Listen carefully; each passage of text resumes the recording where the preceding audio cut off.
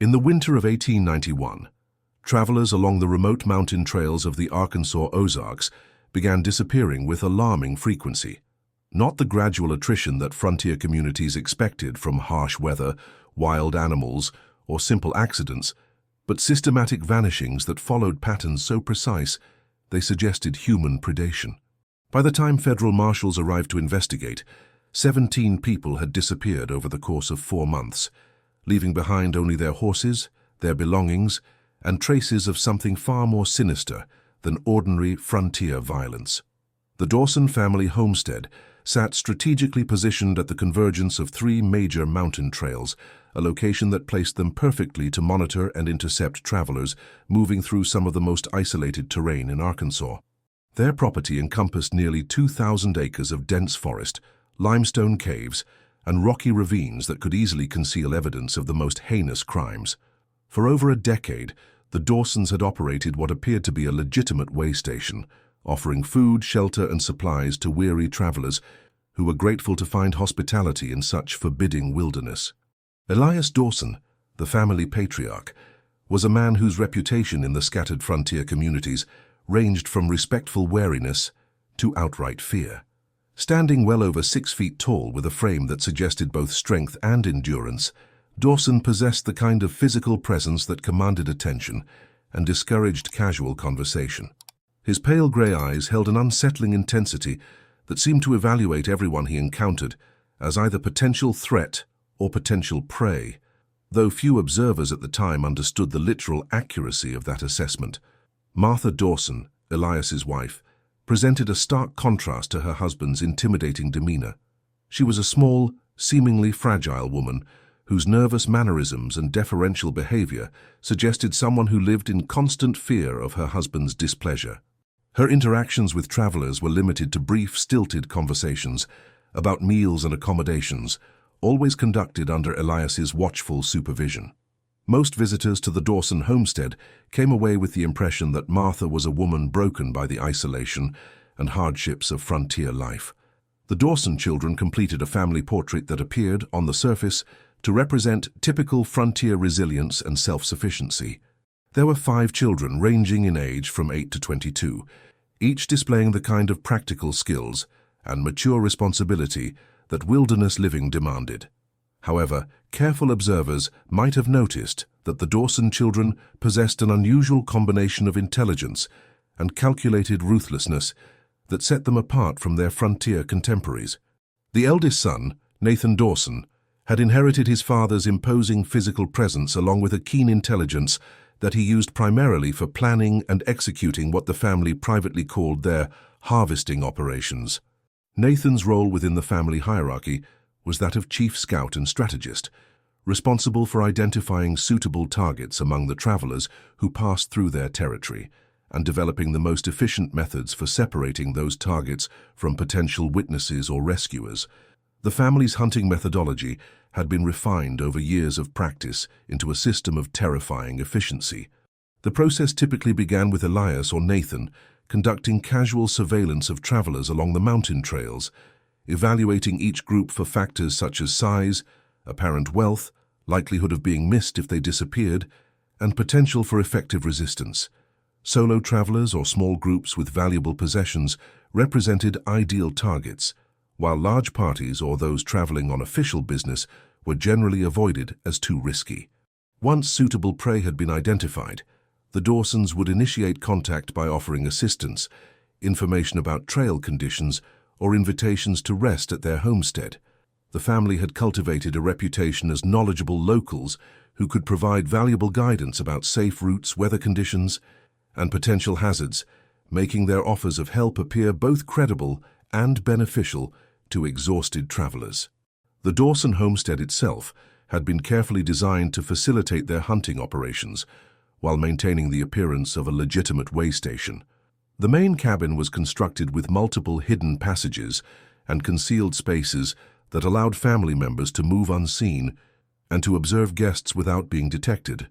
The surrounding outbuildings included what appeared to be normal storage sheds and animal shelters, but which actually contained sophisticated facilities for processing and disposing of human remains. Most travelers who accepted the Dawsons' hospitality never had the opportunity to discover the true nature of their host's intentions. The family had developed methods of incapacitating their victims that were both effective and difficult to detect, typically involving the use of plant-based toxins that could be administered through food or drink without producing immediately obvious symptoms. These toxins would gradually weaken the victim's physical capabilities and mental faculties, making resistance or escape attempts increasingly futile. The actual killing of their victims was conducted with ritualistic precision that suggested the Dawsons derived psychological satisfaction from the process beyond mere material gain. Each member of the family had specific roles to play in what they called the final harvest, with the youngest children serving as observers and apprentices while the adults conducted the actual executions. The methods used varied depending on the family's mood and the characteristics of their victims, but all were designed to prolong the experience and maximize the victim's awareness of their fate. The Dawsons' victims were not chosen randomly or purely for material gain, though the theft of their possessions certainly provided practical benefits to the family. Analysis of the disappearances revealed that the Dawsons showed clear preferences for certain types of travelers, particularly those who traveled alone, possessed unusual skills or knowledge, or exhibited personality traits that the family found psychologically stimulating. The hunt itself appeared to be as important to the Dawsons as the material rewards it provided. Federal Marshal James Blackwood was assigned to investigate the pattern of disappearances in the Arkansas Ozarks in February 1892, after local authorities admitted that they lacked the resources and expertise to handle what appeared to be a case of systematic predation on interstate travelers. Marshal Blackwood was a veteran investigator with experience in some of the most violent and complex criminal cases of the post-Civil War frontier. But even his extensive background had not prepared him for the sophistication and brutality of the Dawson family's operations. Marshal Blackwood's initial investigation revealed that the disappearances had actually been occurring for much longer than initially suspected, with evidence suggesting that the Dawsons had been hunting travelers for over a decade. Local residents provided fragmented accounts of people who had been seen entering the area around the Dawson homestead, but who had never been observed leaving, though few had been willing to voice suspicions about such a prominent and seemingly respectable frontier family. The marshal's interviews with surviving travelers who had encountered the Dawsons but had not stayed overnight at their homestead revealed consistent patterns of behavior that supported his growing suspicions about the family's true activities. Multiple witnesses described feeling inexplicably uncomfortable during their interactions with the Dawsons, reporting that the family members seemed to be evaluating them in ways that had nothing to do with normal frontier hospitality. Dr. Samuel Porter, a traveling physician who had briefly stopped at the Dawson homestead in the autumn of 1891, provided Marshal Blackwood with particularly detailed observations about the family's unusual characteristics. Dr. Porter had initially been impressed by the Dawsons' apparent prosperity and sophistication, which seemed remarkable for such an isolated frontier settlement. However, closer observation had revealed subtle details that troubled his medical instincts. According to Dr. Porter's account, the Dawson children displayed a level of coordination and mutual awareness that suggested extensive training in coordinated activities. They moved through their daily tasks with mechanical precision, never appearing to require verbal instruction or supervision from their parents. More disturbing was their reaction to Dr. Porter's presence, which seemed to involve careful evaluation rather than the natural curiosity typical of frontier children encountering strangers. Dr. Porter also noted the unusual cleanliness and organization of the Dawson homestead, which contrasted sharply with the typically crude conditions of most frontier settlements. The family possessed household items and tools that were of notably high quality, suggesting either remarkable prosperity or access to resources that were not readily explained by their apparent means of livelihood. Most puzzling were the numerous small buildings and outbuildings scattered throughout the property, many of which appeared to serve no obvious practical purpose. Marshal Blackwood's investigation was complicated by the isolated location of the Dawson homestead and the family's reputation within the local community. The Dawsons had cultivated relationships with their neighbors that were cordial without being intimate. maintaining just enough social contact to avoid suspicion while preventing anyone from gaining detailed knowledge of their activities. Local residents uniformly described the family as quiet, hardworking, and helpful, though few could provide specific examples of meaningful interactions. The marshals' attempts to conduct direct surveillance of the Dawson property were frustrated by the terrain and the family's obvious security awareness.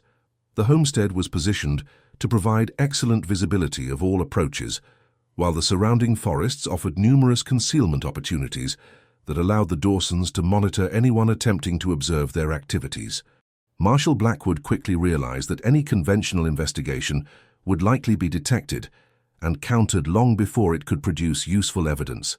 Instead, Marshal Blackwood decided to employ a strategy of indirect investigation, focusing on the physical evidence left behind by the missing travelers and attempting to trace their movements during their final days. This approach revealed that virtually all of the disappeared travelers had last been seen in the vicinity of the Dawson homestead, with several witnesses specifically recalling seeing missing persons speaking with members of the Dawson family. The most significant breakthrough in Marshal Blackwood's investigation came when he discovered the remains of camping equipment belonging to disappeared travelers hidden in various locations throughout the forests surrounding the Dawson property. The equipment had been systematically stripped of anything valuable and then concealed in ways that suggested familiarity with the terrain and experience in evidence disposal. More disturbing was the condition of some items, which showed evidence of bloodstains and violent damage that indicated their owners had met violent ends. Marshal Blackwood's examination of the hidden evidence revealed patterns that confirmed his suspicions about the Dawsons' systematic approach to hunting their victims. The concealment sites were distributed according to what appeared to be a carefully planned system, designed to prevent the discovery of any single cache from revealing the locations of others. The methods used to damage and dispose of equipment suggested both practical experience and psychological satisfaction in the destruction of their victims' possessions. The discovery of personal items belonging to the missing travelers provided Marshal Blackwood with concrete evidence of criminal activity, but it also revealed the full extent of the Dawsons' operations. The sheer volume of concealed evidence suggested that the family had been killing travelers at a rate far exceeding the 17 disappearances that had prompted the federal investigation. Some of the hidden items appeared to date back several years, implying a death toll that might number in the dozens. Marshal Blackwood's investigation also uncovered evidence that the Dawsons had been selling valuable items taken from their victims through a network of contacts in distant cities, converting stolen goods into cash while avoiding suspicion in their local community. The family's apparent prosperity was revealed to be the direct result of their systematic predation on travelers, with decades of theft and murder providing the resources for their comfortable lifestyle. Armed with sufficient evidence to justify arrest warrants, Marshal Blackwood assembled a team of federal agents and local law enforcement officers to apprehend the Dawson family. The operation was planned with careful attention to the family's demonstrated capabilities and their advantageous position on familiar terrain. The assault team included 12 experienced officers armed with the latest repeating rifles and supported by tracking dogs trained to follow human scent through difficult terrain. The raid on the Dawson homestead was conducted at dawn on March 15, 1892, with officers approaching from multiple directions to prevent any family members from escaping into the surrounding wilderness. However, the operation immediately encountered unexpected complications that suggested the Dawsons had been aware of the impending raid and had prepared countermeasures designed to protect their activities from law enforcement interference. The federal agents found the main cabin apparently deserted, with no signs of recent habitation and no evidence of hasty departure. The building's interior had been systematically stripped of personal belongings and potential evidence, leaving only basic furniture and supplies that revealed nothing about the family's activities or whereabouts. More puzzling was the complete absence of the livestock and domestic animals that neighbors had reported seeing at the homestead, suggesting that the evacuation had been both thorough and carefully planned. However, the agent's search of the property's outbuildings revealed discoveries that confirmed the most disturbing aspects of Marshal Blackwood's investigation. Several buildings contained what appeared to be sophisticated facilities for butchering and processing large game, though the equipment was sized and configured in ways that suggested use on human rather than animal subjects. The floors and walls of these processing facilities showed extensive staining that appeared to be dried blood, despite obvious attempts to clean and conceal the evidence. The most horrifying discovery was made in a concealed underground chamber beneath one of the larger outbuildings. The chamber contained the dismembered remains of at least 15 human beings, carefully preserved through smoking and salting techniques that demonstrated considerable expertise in meat processing. The remains had been systematically organized and stored in ways that suggested they were being preserved for future consumption, revealing that the Dawsons' predation on travelers extended beyond mere theft and murder to include cannibalism. The underground chamber also contained detailed records kept by the Dawson family, documenting their hunting activities over a period of nearly 15 years. These records included descriptions of individual victims, accounts of hunting and killing methods, and evaluations of the quality and taste of human meat from different types of people. The clinical precision of these records suggested that the family viewed their cannibalistic activities as both practical nutrition and scientific experimentation. Marshall Blackwood's examination of the family's records revealed that the Dawsons had developed sophisticated techniques for selecting, capturing, and processing their human prey based on years of trial and error. The family had established preferences for certain types of travelers based on factors such as age, physical condition, diet, and lifestyle, having determined through experimentation that these factors significantly affected the quality of the meat they harvested. The records also revealed that the Dawsons had been trading preserved human meat with other isolated families throughout the Arkansas Ozarks, establishing a regional network of cannibalistic households that supported each other's predatory activities. This network explained how the Dawsons had been able to dispose of such large quantities of human remains while maintaining their operations in secrecy for over a decade. The discovery of the cannibalistic network prompted an expansion of the federal investigation to include other families and locations throughout the region. Marshall Blackwood's team began systematic searches of properties belonging to the Dawsons' known associates, uncovering evidence of similar activities at multiple locations. The scope of cannibalistic predation in the Arkansas Ozarks proved to be far more extensive than anyone had imagined, involving dozens of families and potentially hundreds of victims over a period of several decades. The expanded investigation revealed that the Dawsons had been central figures in organizing and coordinating the cannibalistic network, providing leadership and expertise that enabled other families to conduct their own hunting operations more effectively. The family had established protocols for sharing information about traveling patterns, coordinating hunting territories to avoid conflicts, and distributing preserved meat to network members who had been unsuccessful in their own hunting efforts. The network's organizational structure suggested a level of sophistication and long-term planning that challenged conventional assumptions about frontier criminal activity. The participating families had developed communication systems, resource-sharing agreements, and mutual protection arrangements that enabled them to operate for years without detection by law enforcement authorities. The Dawsons' apparent disappearance before the raid indicated that the network included early warning systems that allowed member families to evade capture when threatened. Marshall Blackwood's investigation into the cannibalistic network also revealed that the activities had begun as a response to genuine food shortages during particularly harsh frontier winters, but had evolved into a systematic predatory lifestyle that continued long after normal food sources became available. The network families had developed a taste for human meat and had begun to prefer it over conventional protein sources, leading them to continue their hunting activities even when alternative food was readily accessible.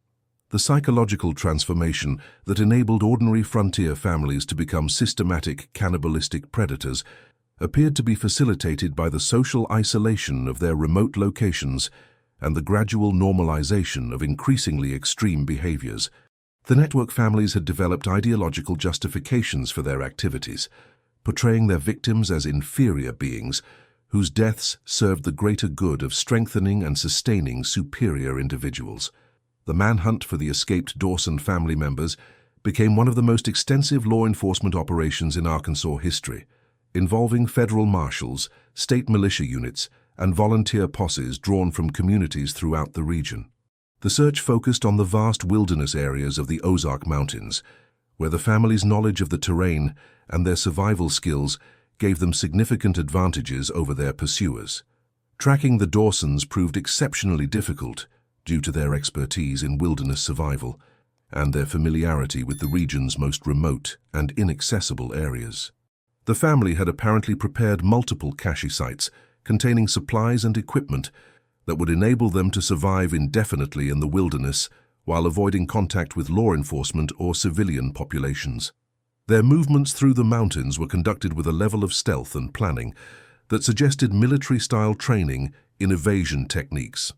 The search operation was further complicated by the discovery that several other families associated with the cannibalistic network had also disappeared from their homesteads, apparently having received warnings about the impending law enforcement crackdown.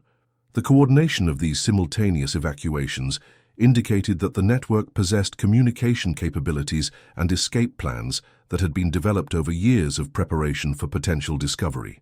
Marshal Blackwood's investigation of the abandoned homesteads revealed evidence that the network families had been preparing for eventual discovery and persecution by mainstream society, stockpiling weapons, supplies, and survival equipment in hidden locations throughout the Ozark wilderness.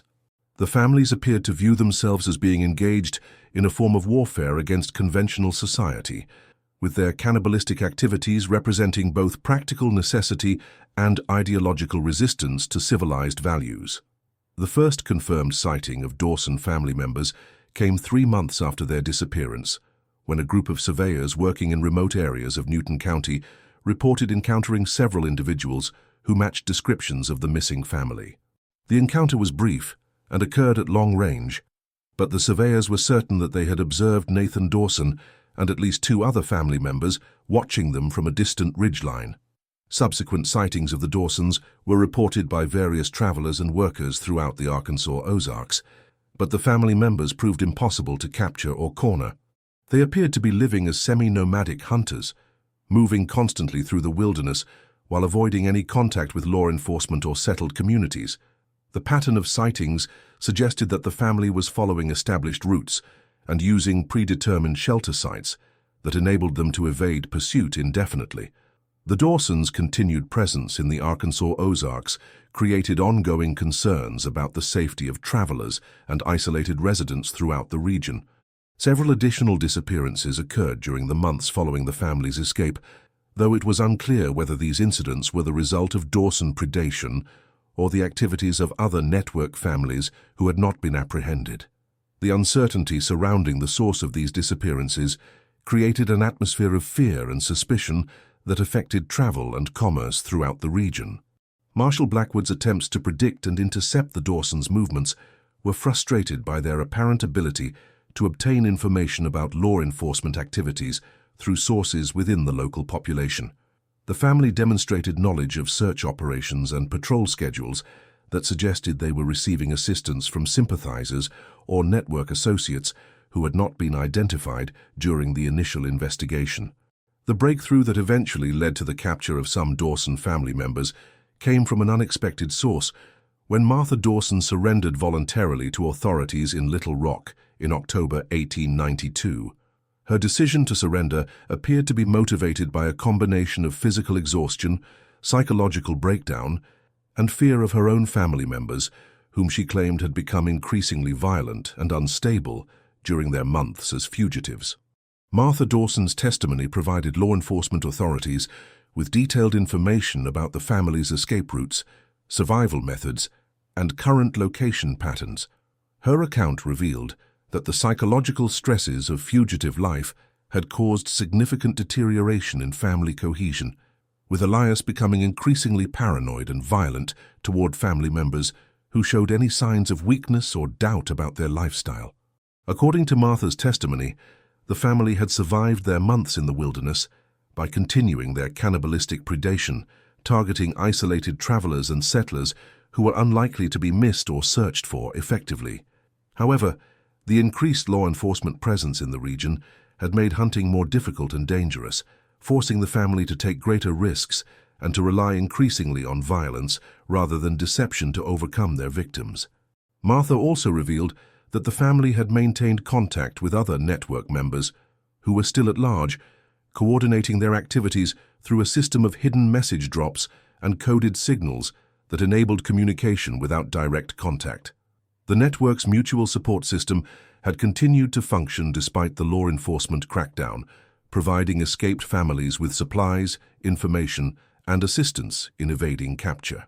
The information provided by Martha Dawson enabled law enforcement authorities to locate and raid several additional network sites, leading to the capture of 3 more families and the recovery of evidence linking them to dozens of additional disappearances.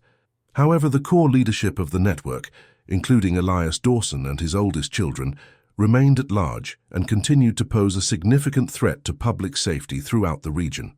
The trial of Martha Dawson and the other captured network members became one of the most sensational legal proceedings in Arkansas history, with extensive newspaper coverage bringing national attention to the extent of cannibalistic predation in the Ozark Mountains. The testimony revealed details about the network's activities that shocked the public and prompted calls for increased federal involvement in frontier law enforcement.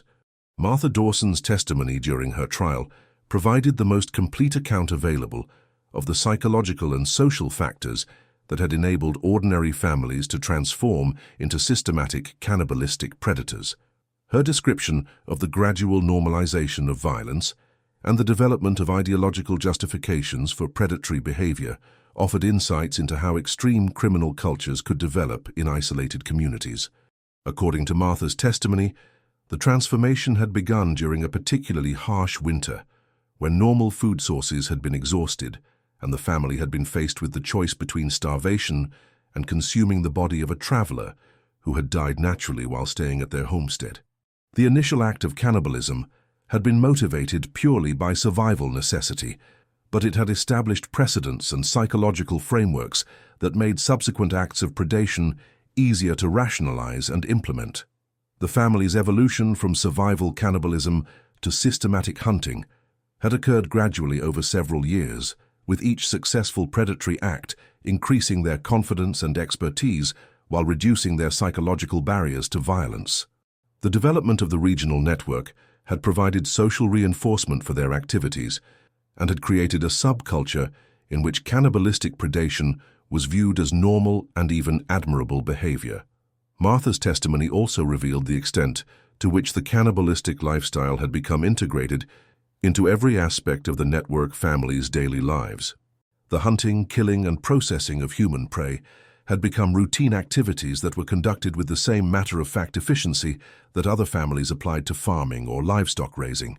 The network families had developed specialized tools, techniques, and knowledge that enabled them to conduct their predatory activities with maximum efficiency and minimum risk of discovery.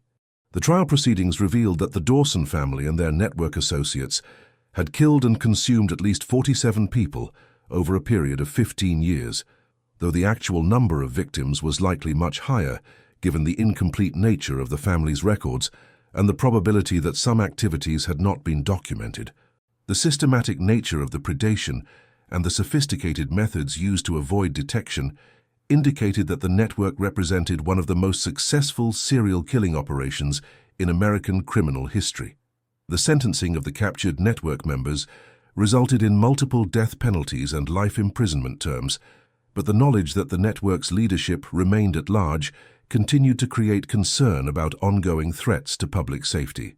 The escaped network members possessed the knowledge, skills, and ideological motivation necessary to continue their predatory activities indefinitely, potentially establishing new operations in other remote regions where law enforcement presence was minimal.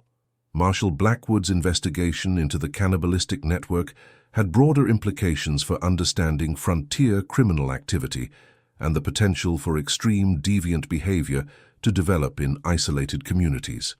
The case demonstrated that the absence of social supervision and law enforcement oversight could enable the development of criminal subcultures that operated for years without detection, potentially affecting hundreds of victims before being discovered. The Dawson family case also raised disturbing questions about the extent to which similar networks might exist in other remote regions of the American frontier.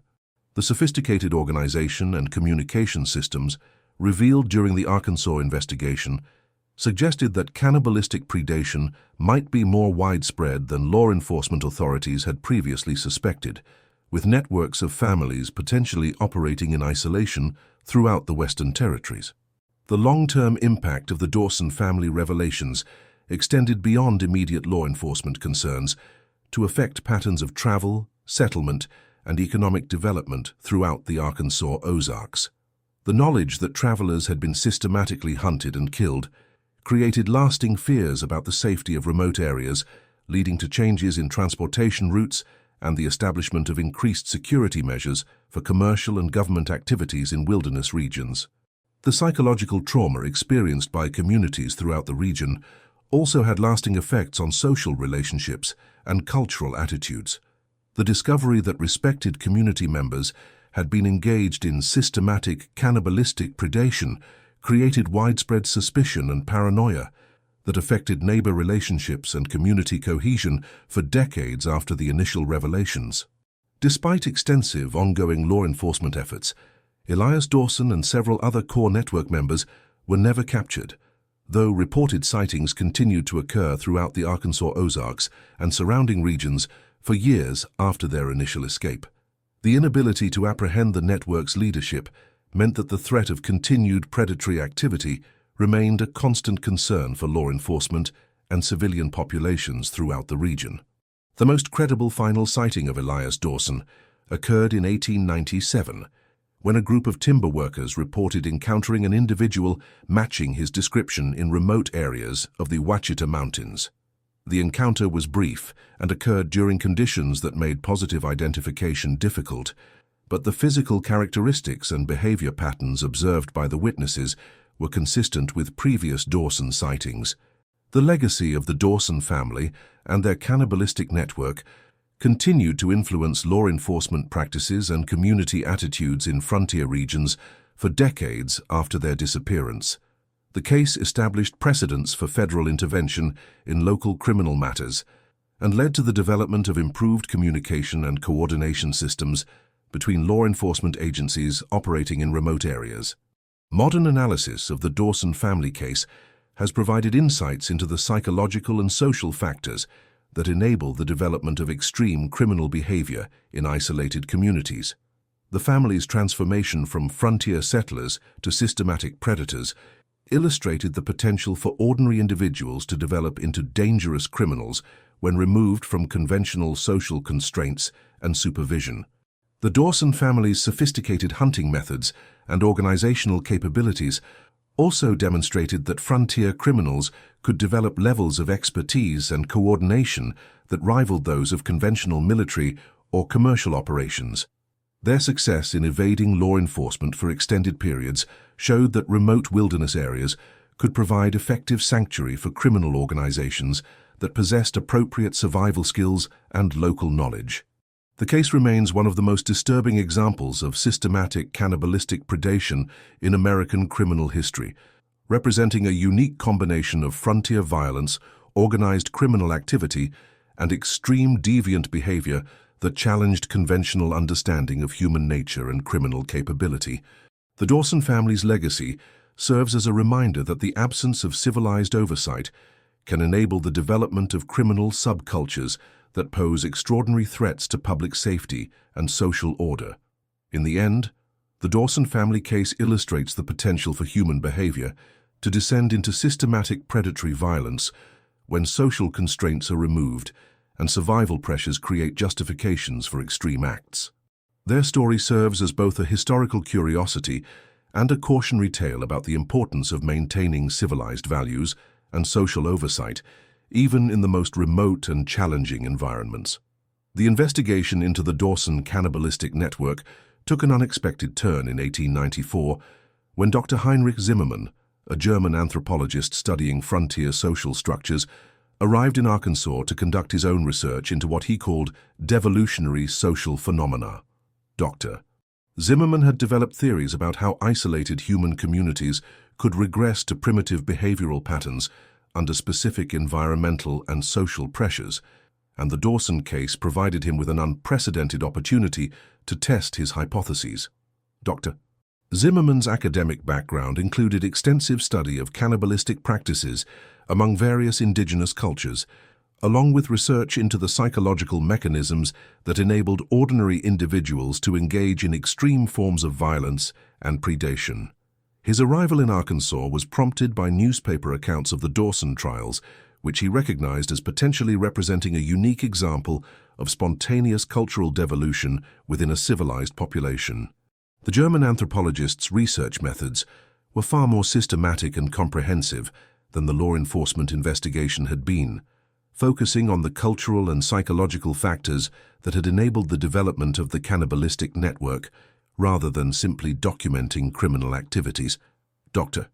Zimmerman conducted extensive interviews with captured network members, analyzed the social dynamics of the affected communities, and developed detailed profiles of the psychological transformation processes that had converted frontier families into systematic predators. Dr. Zimmerman's interviews with Martha Dawson revealed aspects of the cannibalistic transformation that had not emerged during her criminal trial testimony. According to Martha's account, the family's initial experimentation with human flesh had produced profound psychological changes that went far beyond simple habituation to unusual dietary practices. The consumption of human meat had created what Martha described as enhanced sensory awareness, increased physical strength, and improved mental clarity that made normal food sources seem inadequate and unsatisfying. The psychological enhancement effects described by Martha were consistent with accounts provided by other captured network members, suggesting that the cannibalistic practices had produced genuine physiological changes in the participants. Dr. Zimmerman's medical examinations of the imprisoned network members revealed unusual blood chemistry patterns and neurological activity levels that differed significantly from normal human baselines, though the mechanisms responsible for these changes remained unclear. More disturbing were Martha's revelations about the network's religious and philosophical developments, which had evolved far beyond simple survival cannibalism to encompass elaborate ideological systems that justified and encouraged predatory behavior. The network families had developed creation myths and spiritual practices centered around the consumption of human flesh as a means of absorbing the life essence and capabilities of their victims. According to these belief systems, human beings could be classified into different categories based on their spiritual and physical qualities, with superior individuals having the right and responsibility to consume inferior ones in order to concentrate and preserve the highest human capabilities.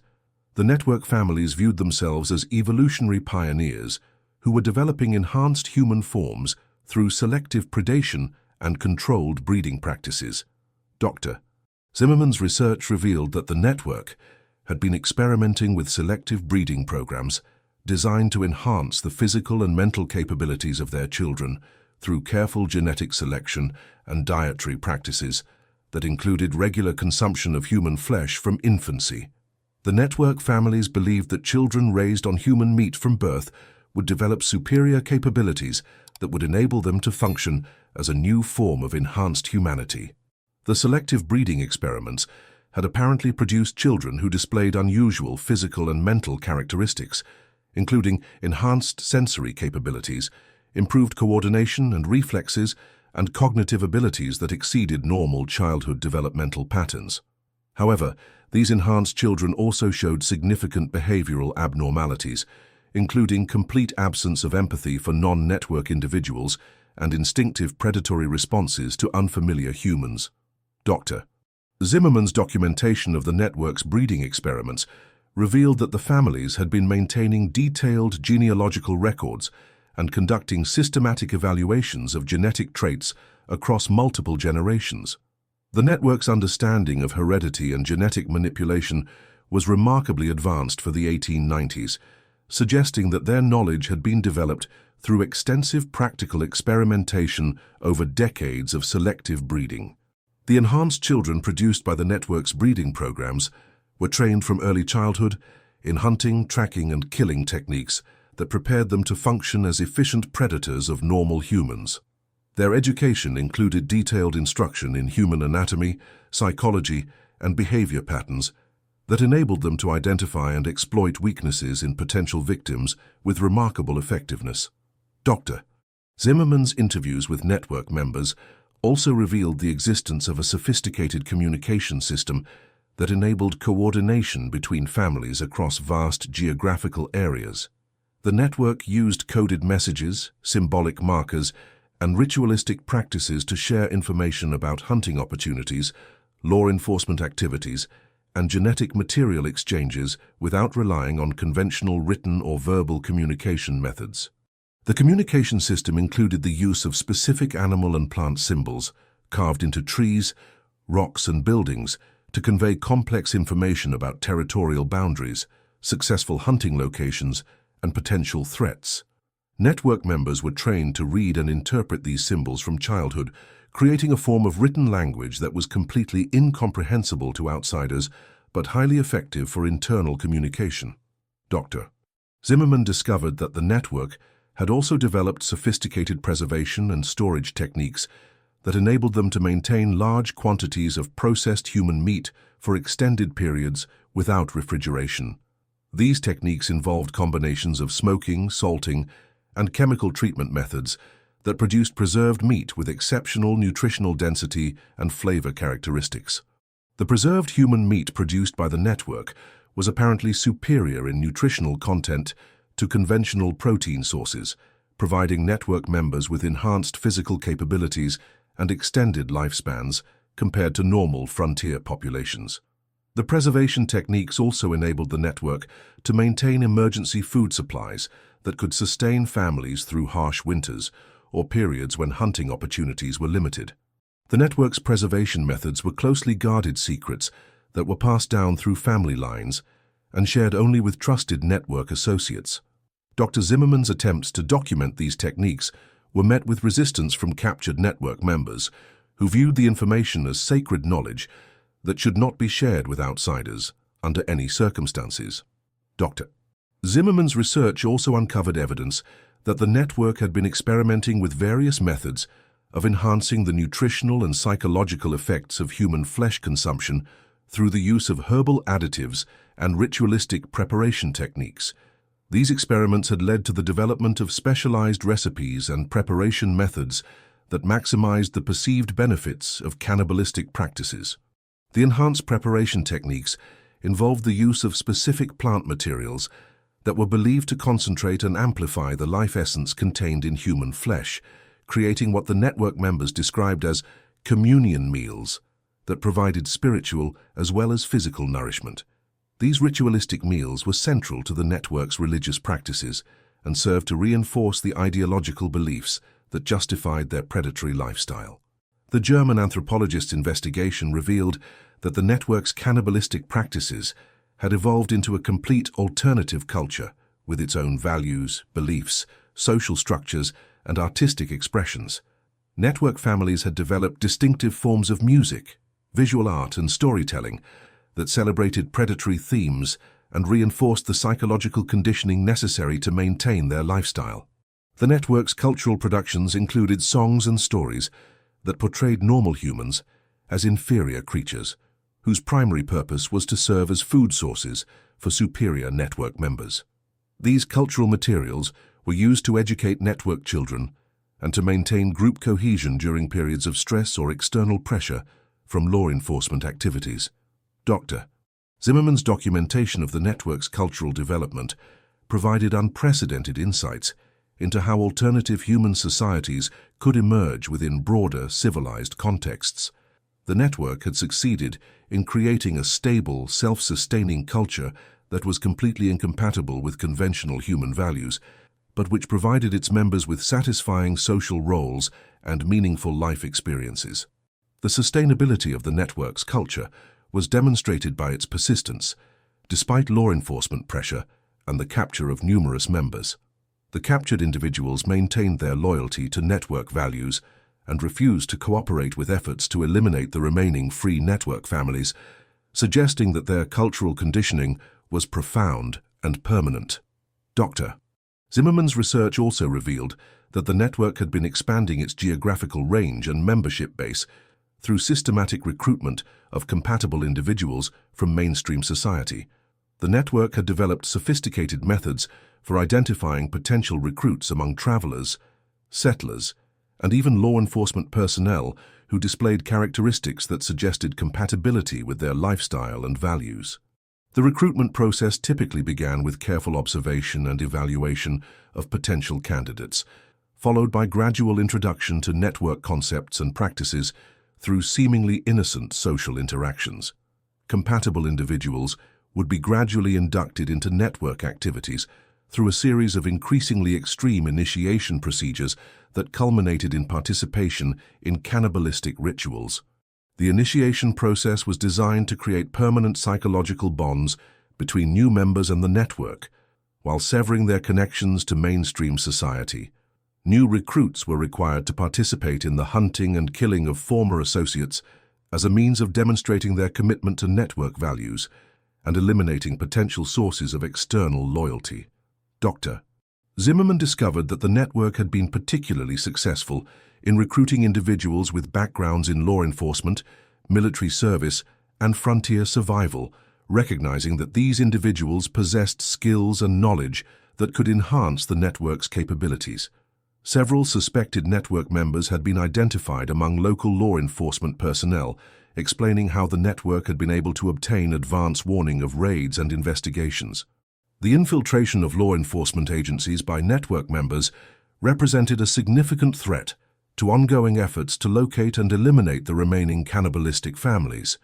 Network members in law enforcement positions could provide intelligence about investigation plans, manipulate evidence, and even eliminate potential witnesses or informants who pose threats to network security. Dr. Zimmerman's research prompted a comprehensive review of law enforcement personnel throughout the Arkansas region, resulting in the identification and removal of several officers who showed signs of network affiliation. However, the review process also revealed the extent to which network influence had penetrated local government and business institutions, making complete elimination of their presence extremely difficult. The network's infiltration capabilities extended beyond law enforcement to include merchants, transporters, and communication personnel who could provide assistance with acquiring supplies, disposing of evidence, and maintaining contact between scattered network families. The network had essentially created a parallel infrastructure that enabled them to operate independently of mainstream society while drawing resources and information from conventional institutions. Dr. Zimmerman's investigation also revealed that the network had been conducting systematic intelligence gathering operations against government agencies and law enforcement organizations, collecting detailed information about investigative methods, personnel assignments, and operational procedures. This intelligence allowed the network to anticipate and counter official efforts to locate and apprehend their members with remarkable effectiveness. The intelligence gathering operations included the use of network members in civilian occupations to monitor government communications, document storage, and personnel movements.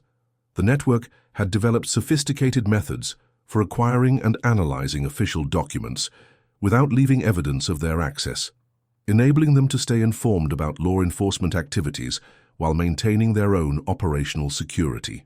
The scope and sophistication of the network's intelligence capabilities suggested that their organizational structure was far more complex and professional than initially suspected. The network appeared to operate more like a military or espionage organization than a simple criminal gang with specialized roles, formal command structures, and long-term strategic planning capabilities. Dr. Zimmerman's research culminated in a comprehensive report that documented the network as representing a unique form of alternative human society that had successfully separated itself from mainstream civilization while maintaining the capability to interact with and exploit conventional institutions. The report's conclusions suggested that the network posed a far greater threat to social stability than had been previously recognized. The German anthropologist's report recommended immediate implementation of comprehensive counterintelligence measures designed to identify and eliminate network infiltration of government agencies, along with expanded surveillance and investigation capabilities specifically designed to counter the network's sophisticated operational security methods. However, these recommendations were largely ignored by government officials who were reluctant to acknowledge the extent of the network's capabilities and influence. Dr. Zimmerman's final assessment was that the network represented a successful experiment in human social evolution that had created a stable alternative to conventional civilization. The network's members had achieved levels of physical capability, psychological resilience, and social cohesion that exceeded normal human standards, suggesting that their cannibalistic practices might indeed produce genuine enhancement of human potential. However, the anthropologist also concluded that the network's enhancement methods were fundamentally incompatible with civilized human values and posed an existential threat to mainstream society. The network's expansion and recruitment activities suggested an intention to eventually replace conventional civilization with their alternative social model, potentially leading to systematic elimination of non-network human populations. The publication of Dr. Zimmerman's research in European academic journals brought international attention to the Dawson case and prompted scholarly debate about the implications of his findings for understanding human nature and social development. Some researchers argued that the network represented a dangerous aberration that should be eliminated, while others suggested that their achievements in human enhancement deserved further study despite their extreme methods. The academic debate surrounding Dr. Zimmerman's research was complicated by the difficulty of verifying his claims and the controversial nature of his conclusions. Many scholars were reluctant to accept that cannibalistic practices could produce genuine human enhancement, while others questioned whether the network's alternative culture could be considered a legitimate form of social evolution. The controversy surrounding Dr. Zimmerman's research was intensified when several European academic institutions expressed interest in conducting their own studies of the network's enhancement methods and cultural practices. These proposals were met with strong opposition from American government officials, who viewed any legitimization of the network's activities as a threat to public safety and social order. The international attention generated by Dr. Zimmerman's research also prompted increased efforts by law enforcement agencies to locate and eliminate the remaining network members. However, these efforts were largely unsuccessful due to the network's sophisticated security measures and their deep integration into the local population and infrastructure. The final confirmed sighting of network activity occurred in 1899 when a group of surveyors reported discovering a recently abandoned campsite that showed clear evidence of cannibalistic food preparation activities. The site contained the remains of at least 3 human beings, along with sophisticated processing equipment and preservation materials that matched the methods documented in Dr. Zimmerman's research. The discovery of the campsite prompted a final major manhunt involving federal agents, military personnel, and civilian volunteers, but no network members were captured or conclusively identified. The search operation covered thousands of square miles of Arkansas wilderness and continued for several months before being abandoned due to lack of results and resource constraints. The failure to locate and eliminate the network members left lingering concerns about their continued presence in the region and their potential for future predatory activities. Law enforcement agencies maintained increased surveillance and investigation capabilities for several years after the final search operation, but no additional evidence of network activity was discovered through official channels. However, unofficial reports of disappearances, unusual animal behavior, and strange discoveries in remote wilderness areas continued to circulate throughout the Arkansas region for decades after the official investigation was concluded. Many of these reports included details that were consistent with network activities, suggesting that some members might have survived and continued their predatory lifestyle in even more remote and secure locations. The long-term impact of the Dawson family case extended far beyond its immediate law enforcement implications to influence academic research, government policy, and public understanding of human behavioral potential. The case demonstrated that extreme forms of deviant behavior could develop and persist within civilized societies under specific conditions, challenging conventional assumptions about human nature and social stability. The case also highlighted the potential for alternative social models to emerge and compete with mainstream civilization, raising questions about the mechanisms necessary to maintain social cohesion and prevent the development of destructive subcultures. The network's success in creating a stable alternative culture suggested that conventional social institutions might be more fragile than previously assumed. Modern analysis of the Dawson case has focused on understanding the psychological and social factors that enabled the network's development and persistence, with particular attention to the role of isolation, resource scarcity, and cultural conditioning in shaping extreme behavioral patterns. The case continues to be studied as an example of how civilized populations can undergo rapid cultural transformation under specific environmental pressures. The case has also influenced contemporary discussions about the limits of cultural relativism and the extent to which alternative social practices should be tolerated or suppressed by mainstream institutions. The network's cannibalistic practices clearly violated fundamental human values, but their success in creating a functional alternative culture raised complex questions about the authority of civilized society to impose its values on deviant subgroups. The ethical implications of the Dawson case remain relevant to contemporary discussions about social control, cultural diversity, and human enhancement. The network's apparent success in improving human physical and mental capabilities through extreme methods highlighted the potential conflicts between individual enhancement and social stability, issues that continue to be debated in the context of modern biotechnology and genetic engineering. The Dawson family legacy serves as a permanent reminder that the boundaries of human behavior are far more flexible than conventional wisdom suggests, and that the maintenance of civilized values requires constant vigilance against the emergence of destructive alternatives. Their story illustrates both the potential for human transcendence and the dangers of pursuing enhancement through methods that violate fundamental moral principles.